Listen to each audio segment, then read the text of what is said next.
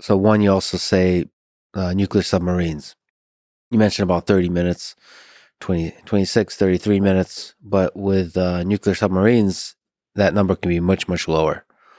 So how long does it take for a missile to reach the east coast of the United States from a submarine?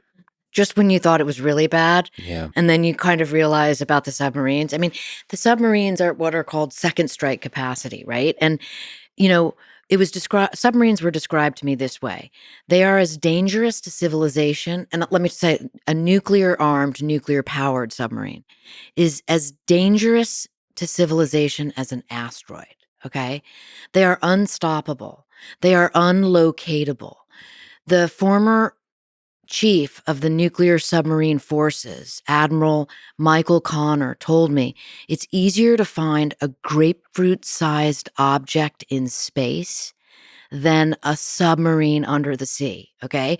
So these things are like hell machines, and they're moving around throughout the oceans, ours, Russia's, China's, maybe North Korea's, constantly.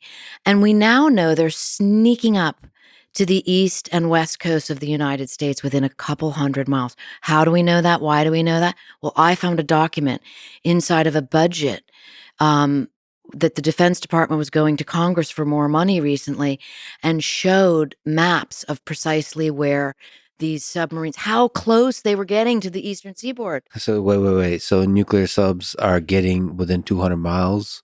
Couple hundred miles. Yes, they weren't precise on the number, but when you look Couple at the map, hundred. yep.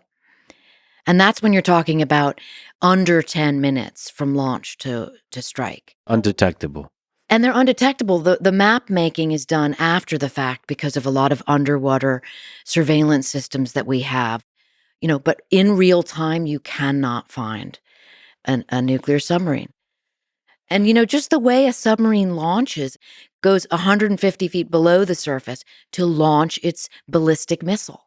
I mean, it comes out of the missile tube, and with enough thrust that the thrusters, they ignite outside the water, Mhm. and then they move into boost.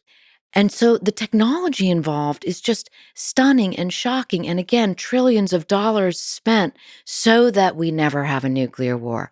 But my God, what if we did? As you write, they're called the handmaidens of the apocalypse. What a terrifying label. I mean,